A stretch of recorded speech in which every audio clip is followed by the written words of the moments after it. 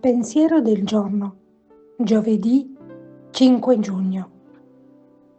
Guardare a chi ci sta accanto.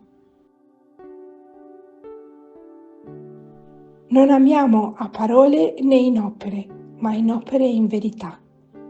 Prima lettera di Giovanni, capitolo 3, versetto 18. Amare con i fatti. La vera fede, dice l'Apostolo, si dimostra amando come Gesù ha amato e ci ha insegnato. Ora, la prima caratteristica di questo amore è che è concreto.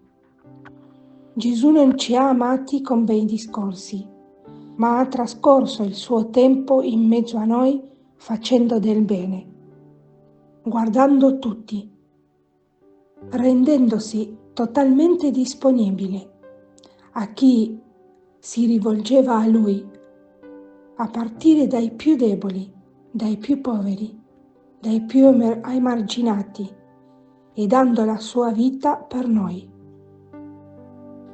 Amiamo dunque con i fatti e non con le parole, a partire dai servizi umili che i nostri vicini ci chiedono ogni giorno. E amiamo secondo verità. Gesù ha sempre agito secondo le volontà del Padre. Allo stesso modo, anche noi dobbiamo sempre agire secondo le parole di Gesù. Chiara Lubich, stratti dal commento della Parola di Vita del maggio 1989.